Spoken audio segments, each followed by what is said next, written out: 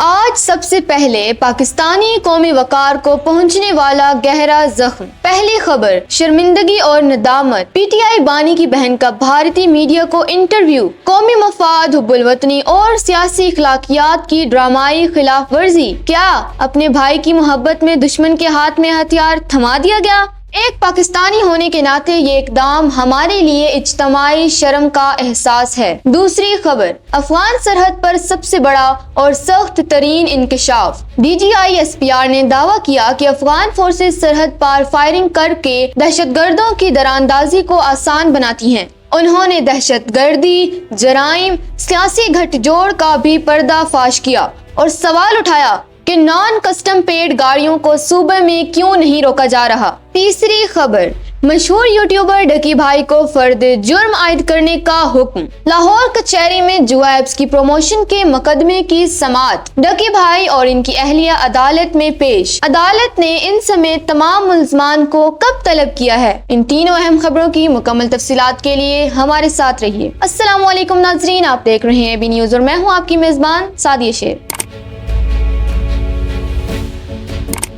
آئیے آج کی سب سے حساس اور جذباتی خبر سے آغاز کرتے ہیں، جو صرف ایک خبر نہیں بلکہ ہمارے قومی وقار اور سیاسی اخلاقیات پر ایک گہرا زخم ہے۔ پی ٹی آئی بانی کی بہنوں کا بھارتی میڈیا کو انٹرویو دینے کا فیصلہ۔ اس اقدام پر پوری قوم میں شدید شرمندگی اور ندامت کا اظہار کیا جا رہا ہے۔ کیوں یہ عمل قومی مفاد کے خلاف ایک ڈرامائی خلاف ورزی سمجھا جا رہا ہے؟ اور کیا یہ اقدام دشمن کی بیانیوں کو تقویت نہیں دے گا؟ تمام پہلوؤں کا تجزیہ کرتے ہیں اس رپورٹ میں۔ آج ہم صرف ایک خبر پر بات نہیں کر رہے بلکہ پاکستان کی قومی وقار اور سیاسی اخلاقیات کو پہنچنے والے ایک ایسے گہرے زخم کی بات کر رہے ہیں جس پر ایک پاکستانی ہونے کے ناطے ہمیں شدید شرمندگی اور ندامت کا اظہار کرنا پڑ رہا ہے۔ پی ٹی آئی کے بانی عمران خان کی بہن نورین نیازی کی جانب سے بھارتی میڈیا کو انٹرویو دینے کا فیصلہ کسی بھی صورت میں صرف ایک غلطی نہیں ہے بلکہ یہ قومی مفاد، سیاسی حکمت عملی اور حب الوطنی کے بنیادی اصولوں کی ڈرامائی اور افسوسناک خلاف ورزی ہے۔ یہ وہ عمل ہے جس پر ہمارا سر ندامت سے جھک گیا ہے۔ کسی بھی ملک کے لیے اس کے سیاسی رہنماؤں کے خاندان کی حیثیت قومی وقار کی علامت ہوتی ہے۔ ہم اور آپ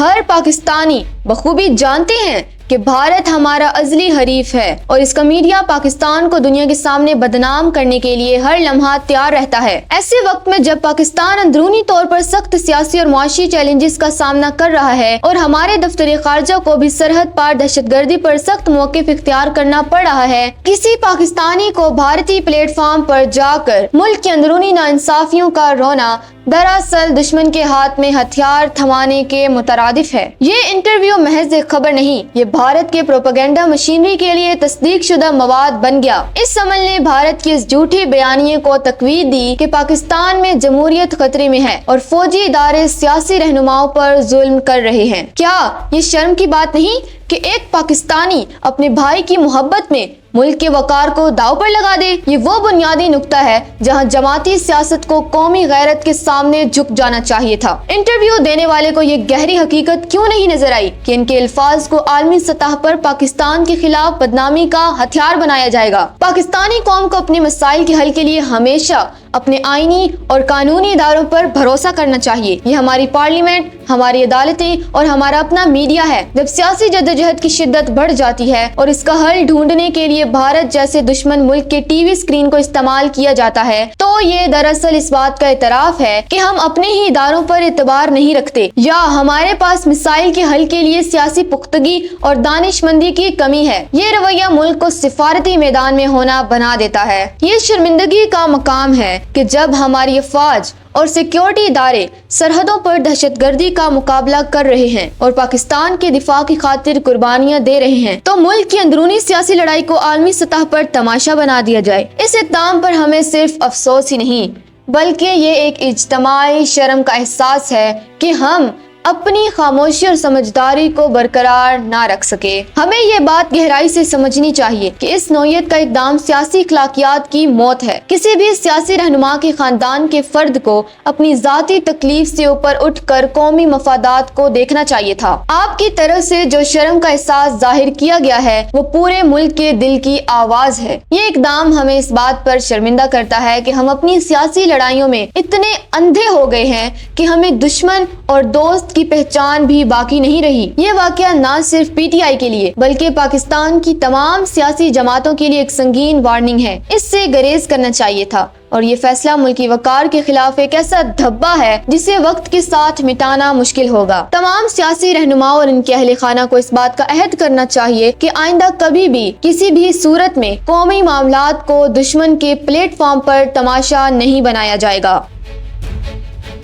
اور اب رخ کرتے ہیں ملک کی سیکیورٹی کی طرف، جہاں D G I S P R lieutenant general Ahmad Sharif Chaudhry نے ملک کو درپیش دہشت گردی کے خطرات اور سرحد پار صورتحال پر اب تک کی سب سے سخت اور تفصیلی بریفنگ دی ہے۔ انہوں نے الزام لگایا کہ افغان فورسز سرحد پار سے فائرنگ کر کے دہشت گردوں کی دراندازی کو آسان بناتی ہیں اور ملک میں موجود دہشت گردی جرائم کے گٹھ جوڑ پر بھی بڑا انکشاف کیا۔ D G I S P R نے اور کیا اہم حقائق پیش کیے، دیکھتے ہیں اس رپورٹ میں۔ انٹر سروسز پبلک ریلیشنز کے director general lieutenant general Ahmad Sharif Chaudhry نے کہ افغان فورسز سرحد پار پاکستانی چیک پوسٹوں پر فائرنگ کر کے دہشت گردوں کی دراندازی کو آسان بناتی ہیں۔ ان کا کہنا تھا کہ سرحدوں کی حفاظت ہمیشہ مشترکہ طور پر کی جاتی ہے، لیکن دوسری طرف ایک ایسی حکومت ہے جس کی پوسٹیں پہلے پاکستانی پوسٹوں پر فائرنگ کرتی ہیں، جس سے فائرنگ کا تبادلہ شروع ہوتا ہے اور پھر وہ اس درمیانی خلا کا فائدہ اٹھا کر دہشت گردوں کو پاکستان میں داخل ہونے دیتی ہیں۔ D G I S P R نے یہ بھی کہا کہ دہشت گردی سے متاثرہ علاقوں میں سرحدوں پر بمشکل 5 سے 10% علاقوں کے علاوہ کہیں کوئی مؤثر انتظامیہ نظر نہیں آتی۔ انہوں نے 13 کی مثال دیتے ہوئے کہا کہ وہاں نہ کوئی گورننس ہے، نہ عدالتیں اور نہ ہی قانون نافذ کرنے والے ادارے۔ انہوں نے پاک افغان سرحد پر تقسیم شدہ 29 قبائل اور آبادیوں کی نشاندہی کی، جس کی وجہ سے نقل و حرکت کو کنٹرول کرنا انتہائی مشکل ہو جاتا ہے۔ انہوں نے سرحد کو مکمل طور پر سیل کرنے کی تجاویز کو غیر حقیقی قرار دیتے ہوئے کہا کہ یہاں تک کہ امریکہ بھی میکسیکو کے ساتھ اپنی سرحد کو مکمل طور پر سیل کرنے میں کامیاب نہیں ہوا اور فوجی لحاظ سے باڑ کی کوئی اہمیت نہیں ہے اگر اسے فائرنگ یا نگرانی سے کور نہ کیا جائے۔ انہوں نے زور دیا کہ ہر 2 سے 5 کلومیٹر پر سیکیورٹی پوسٹیں بنانا اور ڈرون نگرانی قائم کرنا ایک بہت بڑا مالی بوجھ ہے، جس کے لیے بنیادی ڈھانچے اور افرادی قوت میں بہت زیادہ سرمایہ کاری کی ضرورت ہوگی۔ لیفٹیننٹ جنرل چودھری نے ملک میں موجود دہشت گردی جرائم کے گٹھ جوڑ پر روشنی ڈالی اور کہا کہ کالا دم تحریک طالبان پاکستان کے سیلز پاکستانی علاقوں میں اس نیٹ ورک کو مدد فراہم کرتے ہیں۔ انہوں نے واضح کیا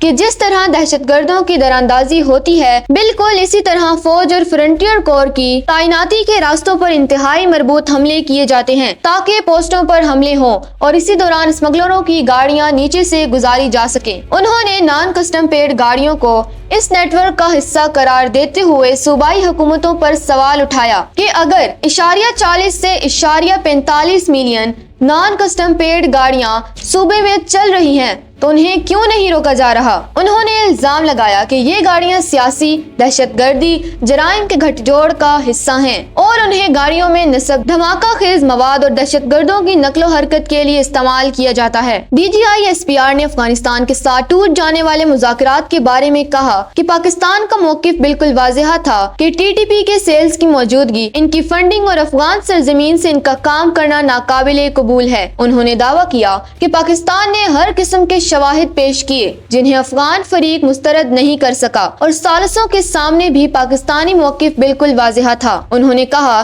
کہ پاکستان سرحدی دہشت گردی کا مقابلہ کرنے کے لیے تیسری پارٹی کے معاہدے اور قابل تصدیق میکنزم کے لیے بھی تیار ہے۔ لیفٹیننٹ جنرل چودھری نے افغان طالبان کی 2021 کے بعد ریاست میں تبدیل نہ ہو سکنے کی ناکامی کا حوالہ دیا اور کہا کہ اب وہ مختلف غیر ریاستی عناصر کی سرپرستی کر رہے ہیں، جن میں ٹی ٹی پی فتنہ الہند، East Turkestan Islamic movement of Uzbekistan, القاعدہ اور داعش جیسی تنظیمیں شامل ہیں۔ انہوں نے دو ٹوک انداز میں کہا کہ اب آپ کو ایک ریاست کی طرح کام کرنے کی ضرورت ہے اور یہ بھی کہا کہ کابل کی حکومت افغان عوام کی نمائندہ نہیں ہے۔ انہوں نے دوحہ معاہدے کے وعدوں کو یاد دلایا اور زور دیا کہ ہمارا مسئلہ افغان عوام سے نہیں، हमारा मसला अफगान तालिबान हुकूमत से है और ये भी वाज़ेह किया कि खून और कारोबार एक साथ नहीं चल सकते। यही वजह है कि पाकिस्तान की सिक्योरिटी को अहमियत देते हुए तिजारत को रोका गया है। उन्होंने अमरीकी रिपोर्ट का हवाला दिया कि 2021 में अमरीकी अफवाज के इनखला के दौरान 7.2 बिलियन डॉलर से ज्यादा का फौजी साजोमान अफगानिस्तान में छोड़ दिया गया था, जिससे अब दहशतगर्द इस्तेमाल कर रहे हैं। DGI-SPR ने भारत के वहमी जहन पर बात करते हुए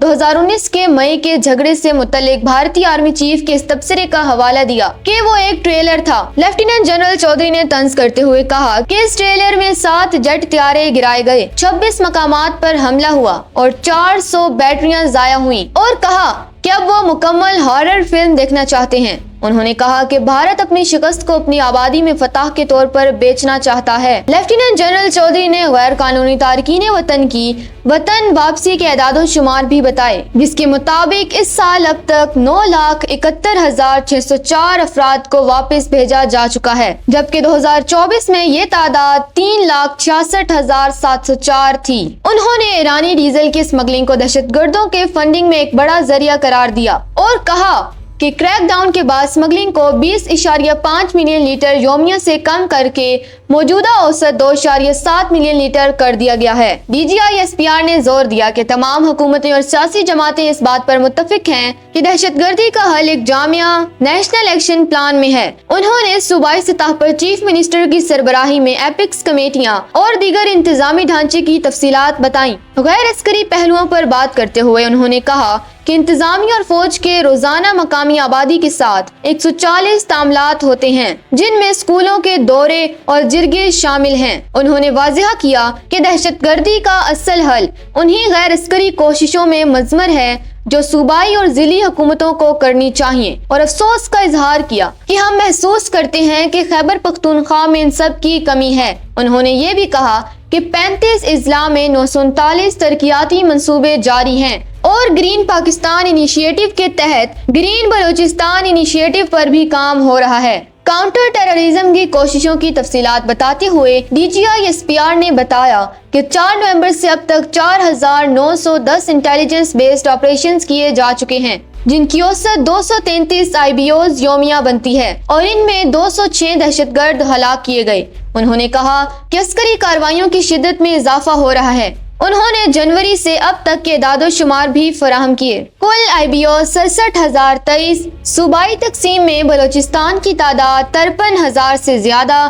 खैबर पख्तूनख्वा की तादाद 12,800 से ज्यादा और बाकी मुल्क में 850 के करीब है। जनवरी से अब तक मुल्क में 4,729 वाक़यात हुए, जिनमें KPK में 3,357 और बलूचिस्तान में 1,346 वाक़यात शामिल हैं। लेफ्टिनेंट जनरल चौधरी ने पाकिस्तान से बाहर कायम सोशल मीडिया अकाउंट्स का भी जिक्र किया, जो मुल्क में तशद्दुद भड़का रहे हैं और मुल्क के खिलाफ, फौज के खिलाफ और रहनुमाओं के खिलाफ एक मन घड़त बयानियां तैयार कर रहे हैं। उन्होंने कहा कि सिर्फ एक किस्म का दहशतगर्द अच्छा होता है और वो है मरा हुआ दहशतगर्द, और दहशतगर्दों में कोई इम्तियाज नहीं किया जाता। और आखिर में एक ऐसी खबर जो लाहौर की जिला कचहरी से सामने आई है और अवामी दिलचस्पी का बाइस बनी हुई है। मारूफ यूट्यूबर सादुर रहमान उर्फ डकी भाई और इनकी अहलिया अरूब जतोई आज जुआ ऐप्स की गैर कानूनी प्रमोशन के मुकदमे में अदालत के रूबरू पेश हुए। अदालत ने डकी भाई के एक शरीक मुलजिम की बरियत की दरख्वास्त खारिज कर दी और डकी भाई समेत तमाम मुलजमान को फर्द जुर्म आयद करने के लिए तलब कर लिया है। इस मुकदमे में आइंदा समाअत पर क्या होगा, जानिए इस रिपोर्ट में। लाहौर की जिला कचहरी में जुडिशियल मजिस्ट्रेट नईम वट्टू की अदालत में जुआ ऐप्स की गैर कानूनी प्रमोशन के मुकदमे की समाअत हुई, जो हाल ही में इस वक्त शहर सुर्खियों में आया जब मारूफ यूट्यूबर सादुर रहमान उर्फ डकी भाई और इनकी अहलिया अरूब जतोई भी मुलजमान में शामिल हुए। आज की समाअत के दौरान डकी भाई और इनकी अहलिया अदालत के रूबरू पेश हुए। ताहम अदालत ने केस में अहम पेशरफ्त करते हुए डकी भाई के शरीक मुलजमान सुबहान की बरियत की दरख्वास्त को खारिज करने का हुक्म जारी कर दिया। डकी भाई ने अदालत में अपने बयान में सुबहान की बरियत की हिमायत की और कहा कि सुबहान ने उन्हें इनकी गिरफ्तारी से 3 माह कबल ज्वाइन किया था और वो एक اور وہ 1 لاکھ روپے ماہانہ تنخواہ پر ان کے ساتھ نوکری کر رہا ہے، لہٰذا اس کا اس مقدمہ سے کوئی تعلق نہیں ہے۔ عدالت نے فریقین کے دلائل سننے کے بعد کیس پر مزید سماعت کو 17 دسمبر تک ملتوی کر دیا اور ڈکی بھائی سمیت تمام دیگر ملزمان کو آئندہ سماعت پر فرد جرم عائد کرنے کے لیے طلب کر لیا۔ سماعت کے دوران جب عدالت نے استفسار کیا کہ کیا ملزمہ اروپ جتوئی کی قبل از گرفتاری ضمانت ہو چکی ہے، تو وکیل نے اس کی تصدیق کی کہ جی ہاں، ان کی ضمانت ہو چکی ہے۔ اس کے بعد ڈکی بھائی کے وکیل نے عدالت میں سپرداری کی درخواست دائر کی، جس میں کہا گیا کہ ان کی electronic devices, mobile phones, 4 credit cards اور رقم جو کہ مقدمہ درج کرنے والی ایجنسی NCCI کے پاس ہیں، وہ ان کے حوالے کی جائیں۔ واضح رہے کہ ڈکی بھائی خود بھی اس مقدمے میں صرف 2 روز قبل ضمانت پر رہا ہوئے تھے اور یہ مقدمہ ان ملزمان کے خلاف NCCI نے ہی درج کیا تھا۔ اب 17 دسمبر کو تمام ملزمان پر فرد جرم عائد ہونے کا امکان ہے، جس کے بعد مقدمے کی باقاعدہ کارروائی کا آغاز ہوگا۔